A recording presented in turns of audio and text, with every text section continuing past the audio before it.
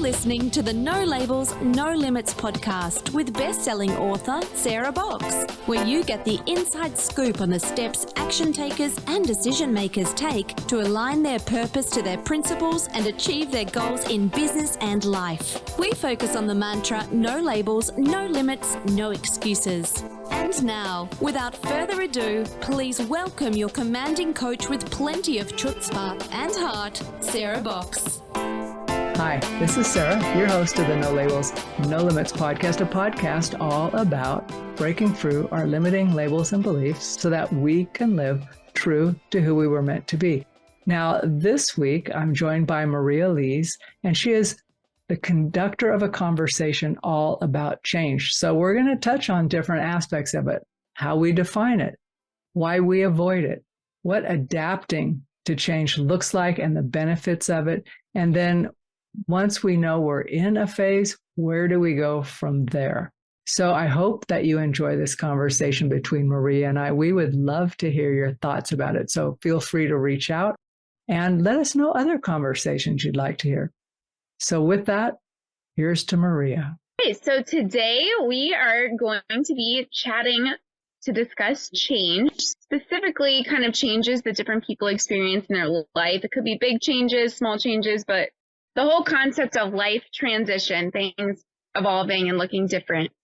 So to get started, Sarah, I would love to hear how you specifically would define change. What does it mean to you when you hear that word? You know, I think about change as being something that is transforming, right? It's going from one state to another, or one season in life to another, or it could be an organizational change, right? Depending on your context. So whatever it currently is no longer, right? It's shifting in some way. And, you know, and I also always remember it's a constant. No matter how much we push back against it, it's happening all around us. Mm-hmm. Yeah, I think that's a really good point, that change is, it's always part of our lives. And, you know, I feel that I often am trying to push back against change. But it is something that, you know, the sooner we can kind of accept the reality that it's always happening in some capacity, probably the more peaceful we feel in the midst of it. Exactly. So I know that change, I kind of alluded to one way that I react to change, but change elicits a lot of different types of reactions in different people. Sometimes it's just based on personality. Sometimes it's based on circumstances. But what are kind of some common reactions that you see when people are experiencing change in their lives? Yeah, that's a great question. So you gave like the top one, right? That pushback resisting. That's one of the most common ones, you know. So, you know, we can feel that pushback. We can be, we actually can be very active in our pushback. You know, it's like when someone says they haven't even finished asking you what they want you to do that involves change, and you say no, right? It's like immediate knee jerk. But it is, resistance to change really is one of the most common. You can also see the uncertainty or anxiety that can come up, you know, when people are, whether it's pushing back or just reacting. It's like just that kind of uncomfortable uncertainty or anxiety. And again, to your point, depending on people's own past histories and experiences, that may or may not be a reaction. Oftentimes people feel the fear of loss. So, and it might not be expressed in that way, but it's letting know, you know, you're letting go of a familiar routine. This a good example is like when someone says, you know, I need to change what I'm eating because I don't feel well. Okay, well, one of the first things to do is get rid of these foods. Yeah, can I feel better without doing that, right? I don't want to change what's familiar, my routines or any of that kind of thing. So it can be very tiny, or it can be like we're moving geography and I'm going to miss my family and my friends and work. But, you know, sometimes people don't realize that change can also show up as excitement or anticipation. You know, like I've got friends whose kids are going away to college. Huge change, right? They're excited, right? New openings, right? And that can lead to adaptation and resilience, you know, so that there can be a lot of reactions. And then sometimes there's just the down and out denial. I'm not dealing with the change. My head's going in the sand. So there's just a lot of different ways that people can react to change. Yeah. I think I've experienced all of those different moments in my life. I'm curious, Sarah, when you think about like your own personal experiences with change, do you notice that you react in similar ways, or does it vary kind of? Depending on the situation, it varies. So change that I am not surprised is happening. So, I mean, like, there are just inflection points in our life that ahead of time there will be a change, right? At some point your kids will no longer be in your home. They'll grow up. They're not going to be babies, right? That's coming. So you can mentally start thinking about that. Or you can be in total denial and wonder how they turned 18 when you weren't even paying attention. But so on those things, my reaction is more, I'm less resistant. I'm more accepting, and I tend to be more proactive. I start looking for how do I want the new thing to be experienced in my life. So there's less pushback. But honestly, when I'm surprised by huge change and I have quote unquote other plans, I could go into resistance too, and I can dig in my heels and say no. And I may not even be out loud, but it's like, no, it's not going to happen that way. Or like when life turned into upheaval and you had plans, I can get mad just like anybody else. It's like, but I had these other plans, right? And then what? Life happens. You adapt, you pivot. Or if you don't pivot, if I choose to just stay mad, I basically have a miserable existence, right? I can choose to have a different reaction and be more proactive. And that really, then my experience is a lot more filled with curiosity. I'm excited. I'm learning. I'm meeting new people. I'm stretching, right? I'm like it or not, things are not the same. So move on, right? Right. Yeah, absolutely. I'd love if we could elaborate a little bit more just kind of on what you're talking about resisting change or avoiding change. I do think you're absolutely right. It's something that probably all of us do at some point or another. Some maybe more than others, just, based on our own unique differences. But what are some of the main reasons you see why people try to avoid change? I know you mentioned the fear of loss, but are there other ones? Well, sure. We like to be comfortable, right? We like to know that we're going to be safe. We're going to have our needs met. There's a lot of reasons, and some of them are unconscious. We may not even know that we're resisting or avoiding or reacting in that way. It's just this unconscious desire to not be out of control in some respect, like to know that, okay, if I come home, I can anticipate having these things there. But actually, Maria, I was talking with someone the other day and we were talking about like the magnitude of change in specific that this one person had gone through. And I said, avoiding change or getting so comfortable because you don't want change, your comfort can end up being your coffin. It's like your world is smaller and smaller. But, it can be very subtle. I know when I'm resisting something, I will notice that I do a lot more household chores. Like, oh, wow, everything's looking clean. There's no dirty laundry. The dishes are clean. And those are micro avoidances. They're not on big life change.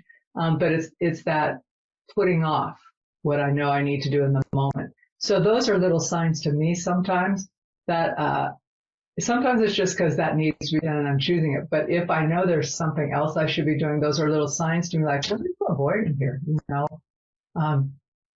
So what about you? I think that concept of micro avoidance is a really interesting one that I could probably spend a long time unpacking for myself. I know for me, like right off the bat, I also can slip into habits like, just busying myself, or I notice that when there's things going on that I'm uncomfortable with or changes are happening in my life that I am, struggling to accept or adjust to, the amount of time that I spend listening to podcasts or scrolling on social media dramatically increases. Distraction. Distraction, exactly. And it's an avoidance of silence for me. And I think that, that's something that I've learned about myself is that when I am avoiding change, I don't want to be alone with my thoughts because that will make me think about the changes that are happening. And then I get stressed and And so then I start filling the silence with things. I'm like, whatever I can do to just like drown out the noise in my own head. Which is not always healthy, but it is good to be aware of. Well, but great awareness on your part, right? So you could say, okay, you can do this for 15 minutes and then we're going to get back to life, Right. I don't think it's terrible sometimes to give yourself time out and do that kind of stuff, because sometimes if you can just have some space, you can come back and things look different, especially if the change is something that feels overwhelming to you. And if you just can take a pause, or like I like to say, take a beat, just take a beat, take a breath, give yourself some grace, right? Step back, but not forever. You can't do it forever. Yeah. What do you think because some people probably do, avoid change indefinitely, kind of like you said, stick your head in the sand and deny that it's even happening. What would you say are some of the consequences of doing that, of perpetually just pushing back? Well, first of all, you can get locked in.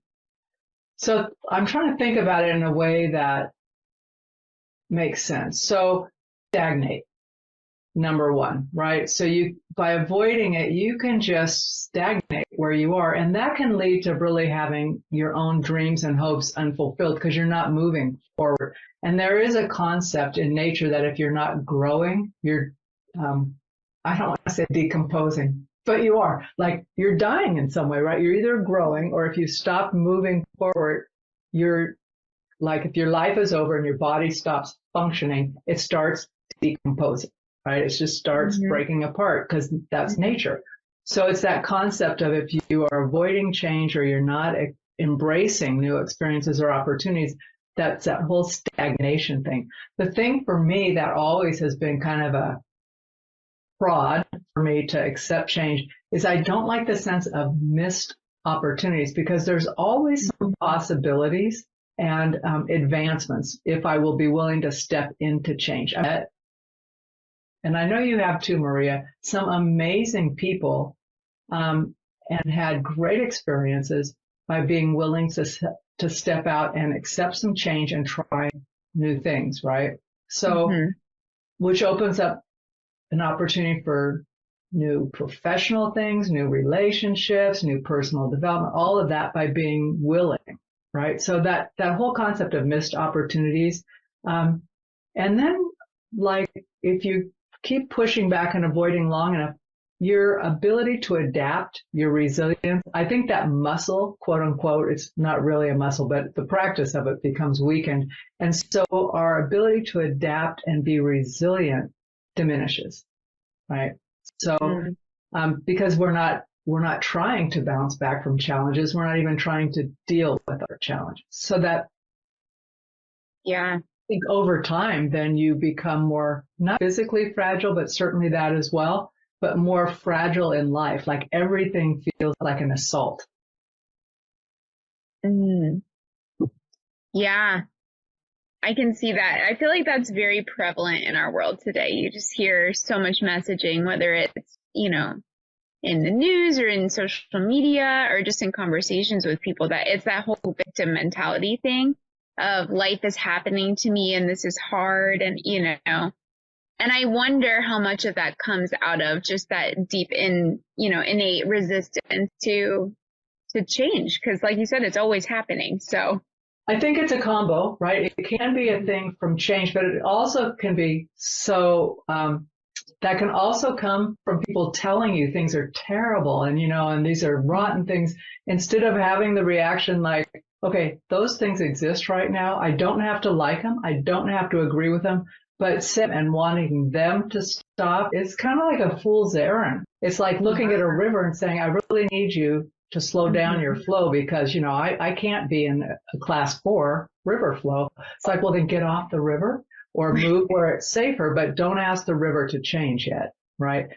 I mean, don't wait for it to change till you figure out what you need to do. Not a good metaphor, but I think that whole sense, and then people accept that they're powerless when in fact we are not, because we can choose how we think about things and we can always take some small action. It may not change the situation, but when we do that, it also tells us we have power, you know. So that whole thing of accepting that things are too big for you to handle, change is too hard for you to handle, it's not true. You know, the human species has been around. There have been really bad situations. There will be again, but be resilient if we just practice those muscles. And, you know, I don't want to be flippant, but kind of go with the flow sometimes and quit pushing back against the stream and figure out what works best for us. Yeah, I agree with that. I feel like at least my experience has been in the moments when I can just get myself out of my head and start going with the flow and just realize there are sometimes changes that are outside of my control, and to stop resisting and just let it happen. That's when peace comes. Like, it gets easier, you know, just not that the process is easier, but just the internal experience of it. It is easier when you can get into that headspace of, okay, I'm just going to kind of receive this moment for what it is, and we're going to move on. Well, and you can always learn something from it, right? You learn something about yourself, if nothing else. Mm-hmm. Now, shifting gears just a little bit, you made a comment that got me thinking, how sometimes changes in our lives, you know, they can feel harder because of the voices of other people telling us that they're so hard. And, you know, and that happens sometimes where, you know, you can be going through something and everything you're hearing from other people is, oh, poor you, you know. What would you suggest to people who are experiencing that, where, you know, it's hard to block that out? You know what? That is one of my biggest beefs. And you can hear it, you know, you'll be in conversations and someone will start saying, this is really rotten. And someone says, yeah, no kidding. You know, and I can't believe that happened to you. And I'm thinking, stop talking. Both of you, stop talking, because you're perpetuating the poor you. So I try, when I'm in that situation and someone is doing that, I try to say, that sucks, right? I don't add anything further than that. I try to be empathetic without getting, you know, one of my husband's favorite sayings is, already in a hole, stop digging. Just stop digging. And you know, the first time I heard that, I thought, well, how empathetic is that? It's really true. Stop digging yourself in a hole.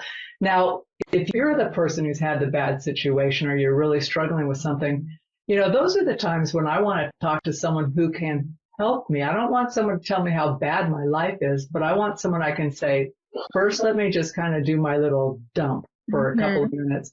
But I don't want you to agree that my perception is correct. I just want a sounding board that maybe you can help me see it differently.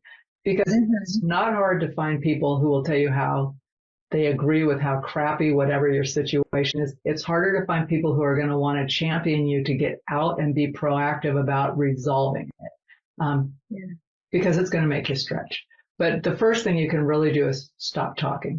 You know, think about what's coming out of your mouth, because the stories you say externally keep going into yourself and tell you that's the way life is. So we are in charge of what we say.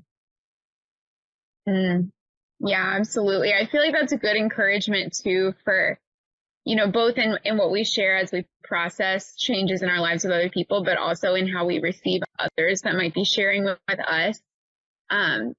Just to keep in mind that, you know, piling on or agreeing, I think sometimes we do that just in trying to be sympathetic and kind.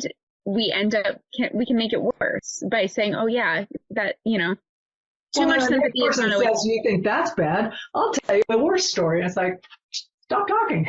Right. But we do it in the name of connection. Like, we're trying to connect, we're trying to show sympathy, but sometimes it's making it worse. It is. Well, and people don't like it when you stop that flow. I'm going to tell you this right now. When you push back, and no matter how gentle you do it, people sometimes just like bitching about stuff. Wah, wah, wah. So I will tell you, I've done it. And then you can feel the chill. It's like, well, why do you have to be such a buzzkill? Right. And I think it's okay. But if it goes on a while, I say, does anybody have something upbeat to talk about? Someone have good news? And then it's like all of a sudden people's awareness is there. I think it's a slippery slope, and we don't always pay attention to when we've started sliding down. Yeah, I agree. I think taking that step back and just calling to mind awareness of our situation is so important, awareness of our moments. Yeah, and we can always leave the situation, right? You're at dinner and someone's like going on about something and you're thinking, please. It's like, hey, I'll be right back. And they should go do a few dishes, right?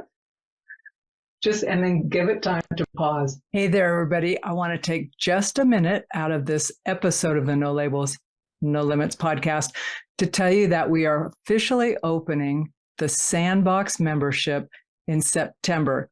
So if you're not already on our mailing list, please click the link below to either sign up for the membership or get on the waiting list for the membership. And if you click the link, you'll find more information about what's included, what our plans are, and better yet, you'll be on early enough to help decide what is most important to you to experience in the first 3 to 6 months of the membership. So don't wait. Click the link below and join us in the SandBoxx where fun happens. We get to do a little R&R, little learning, support one another, and really grow and expand in ourselves, in our lives, and impact the world in a profound way. So come on over, join us.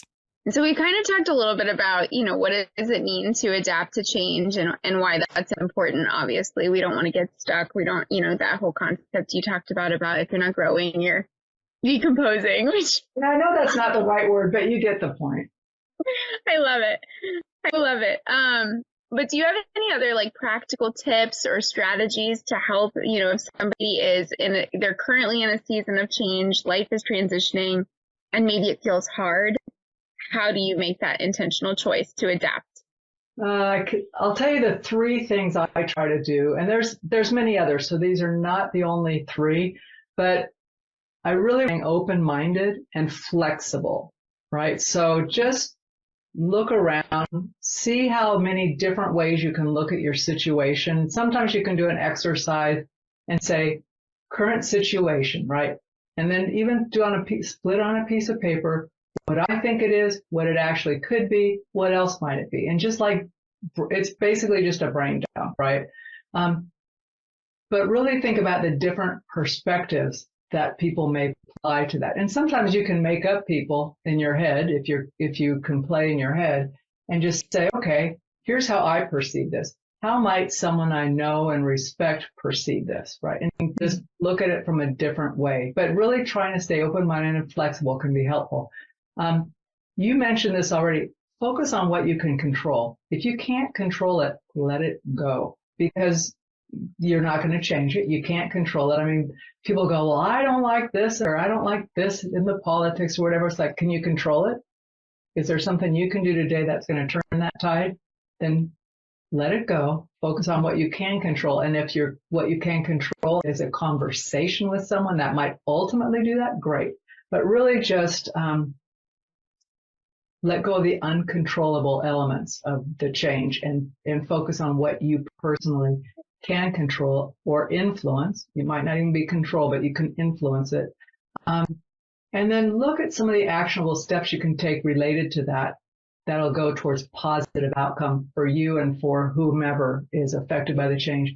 And then I think one of the things I always like to remind myself and others is seek support from people who are your champions, who are unbiased. So not people who are going to try and steer you to be the kind of person they want you to be, but someone who's got your back, someone who has your best interest at heart, even if it's not in their best interest, right? They're willing to say, okay, I wish they would do this, but honestly for them, this is what is best. They've got that mindset when they're talking to you. But reach out to, and that can be family, friends, colleagues, but you want to think about that, or community. If you're in a church community where you have that, or some other group, reach out and share your concerns. And oftentimes those folks can help you they can be a mirror for you and see if that's realistic. How else might you look at this? You don't want them comparing stories. You're looking to them to kind of be a mirror and help you think about different ways to perceive it. And then my favorite always is to learn or acquire a new skill or information that can help shift how I'm thinking about the situation. Because there's always an opportunity for growth and change. Like it or don't, we can change and grow. And, you know, I've been around a while. And when I look back over the decades, I remember those points where I was like, oh, this is so hard to go through. But if I were honest and I asked myself, would I have forgone that? No, because that kind of was like, they say, going through the fire. Having to figure that out and go through that and recognize that it honed my skills, it honed my ability to perceive different ways of doing things. I wouldn't get rid of that. So even though change can be hard, and I'm not saying to ignore how you feel about change, but recognize that it is going to look different 5 years, 3 years, 6 months. When you're looking back on it, it's going to look different because you'll be in a different space. Time will have passed, and you will be different because of it. So you might as well choose to be different in a positive way, that you've learned and grown instead of just being bitter and angry that you had to change. I love that. I think you hit the nail on the head there with the whole concept of, you know, if we look back at the ways that life has changed in the past and the things that felt so hard in the moment, most of the time, I mean, I agree with you. I would say the same thing. The hardest seasons that I've had to go through, I wouldn't go back and undo them, because so much of who I am today is because of them. So it is when you allow the process to happen and you kind of lean into it and you know, accept those as opportunities for learning and growth and learning new skills and, you know, becoming more self-aware. It makes us better. We become better versions of ourselves and better for the people in relationship as well. Totally agree. I think the other thing that I might use as a tip for adapting to change, something that's been helpful for me, is just practicing gratitude. You know, I think when things are feeling overwhelming or just unfamiliar, something that always helps kind of ground me back into reality is like, all right, I'm going to take some time and I'm going to list them out if I need to, like write them down. What are the things that I'm grateful for today? Because even in the most, you know, overwhelming or new or, you know, whatever circumstances, there are things that are still good and still familiar. And taking a moment to reflect on those, I find to be particularly helpful. Well, and the power in doing that, Maria, is you change your state, right? So the minute you start writing what you're grateful for, you can't do two things at the same time, right? You can't be grateful and pissed off at the same time, right? I'm grateful for, like, it just doesn't work, right? So you've changed your brain state, your mind state, which gives you a pause to go and take, you know, so that's a really great exercise to do in general. And especially if you're feeling that whole pushback to change, it's helpful. Yeah. Now, what would you say, we've kind of talked a lot about changes that maybe are difficult or maybe something that people didn't want or didn't anticipate. But what about those changes that are exactly what people want? They may have intentionally sought them out and they still feel hard. What would you say in those circumstances? I'd be curious why they feel hard, right? Is it hard because all of a sudden you don't feel you deserve what you desired and it came, right? Is it hard because it's just a new you and now you feel you're separated? I mean, think about it. The loss could be a loss of comfort. It can also be a loss of, like, that change could be so great, right? You get this great job and great promotion, but now you're a quote unquote new version of you, and that's an identity shift. So that can be, I'd say, honestly,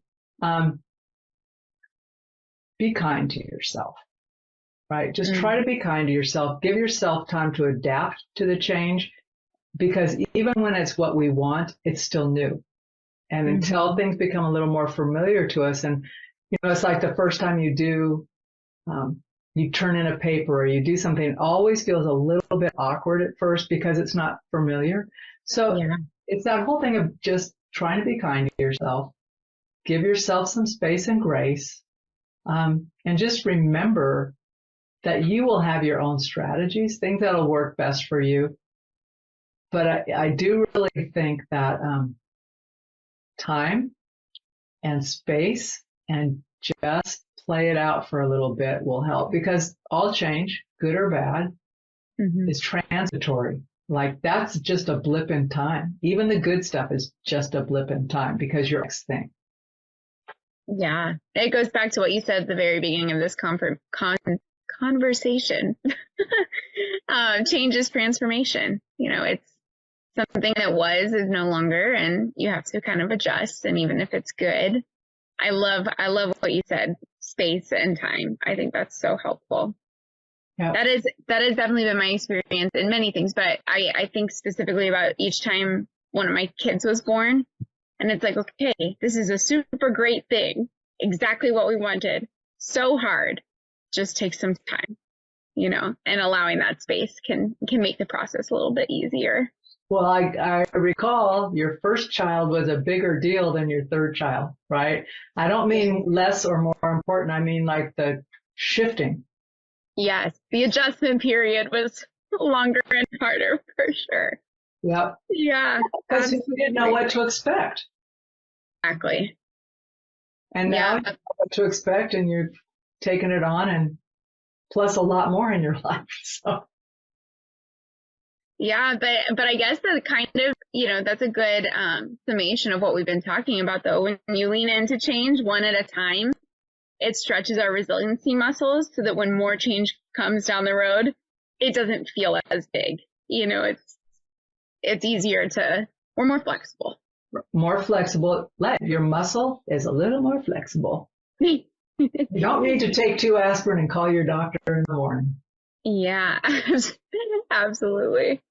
Well, just to kind of wrap things up, you did mention at one point that one of the things that can be so helpful when you are navigating change is to find that community of champions that can support you and be a mirror for you and a sounding board.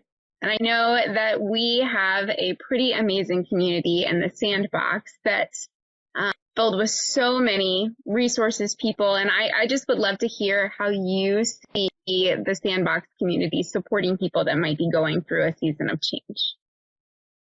Well, heck, that's a great question because it's still unfolding, you know. So I've had so many recent conversations with folks. It's not even part of the SandBoxx that I'm thinking this could be happening in the SandBoxx with more than just myself, although I'm happy to be in there with you. So just conversations like, hey, I'm trying to do this thing at work, or my team and I are in this space and I have this idea. Can I just bounce it off of somebody before I go full steam ahead because I feel isolated, right? Mm-hmm.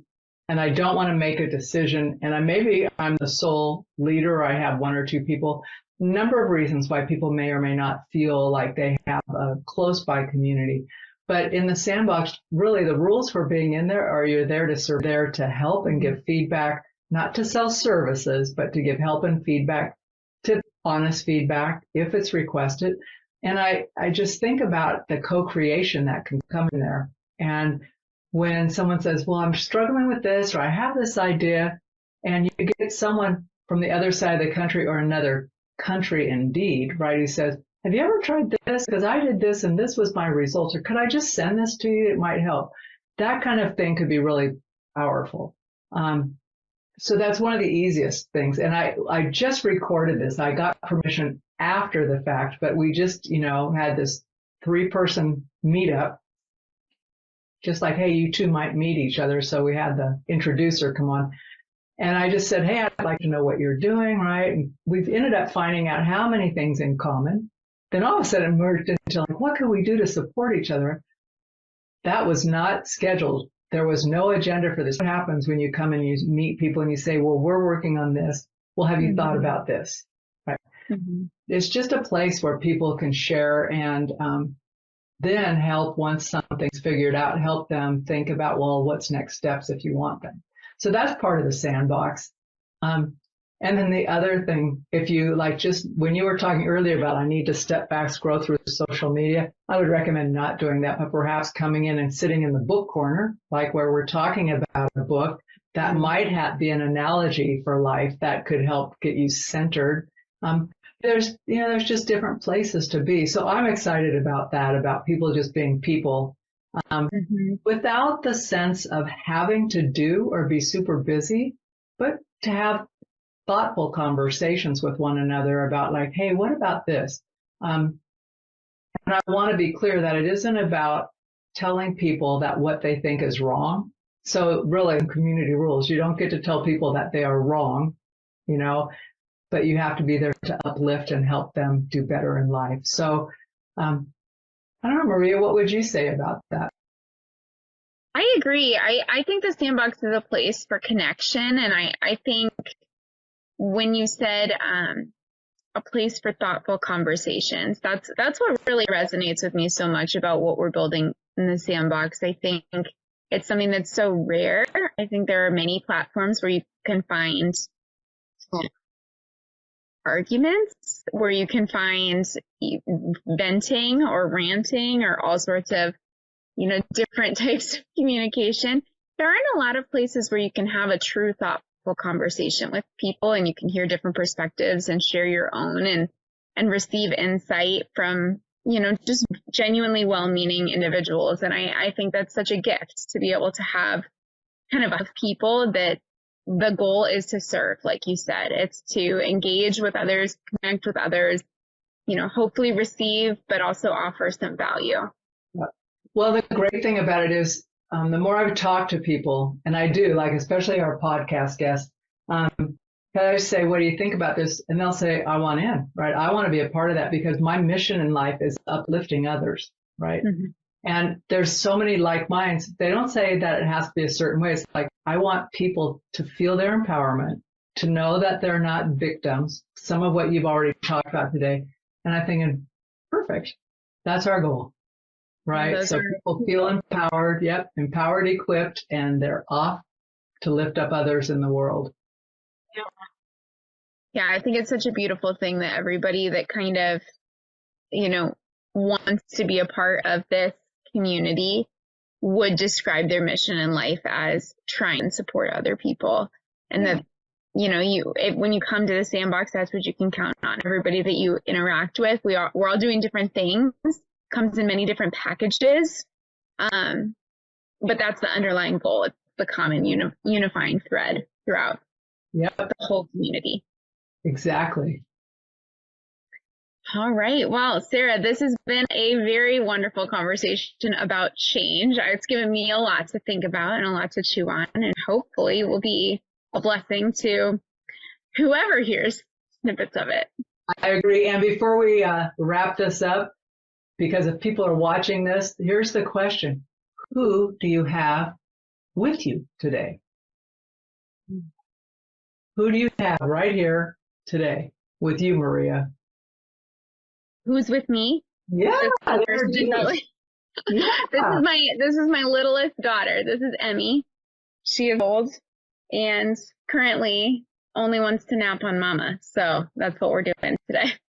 So we get to see Emmy during our meetings, which is great. But she's super cute and out like a light right now. Yep, she's finally sleeping. For the child who did not want to take a nap just 30 minutes ago. It's funny how that works. We sit outside, we listen to the birds, and she goes right to sleep. That a girl. Mm-hmm. All right. Thanks, Maria.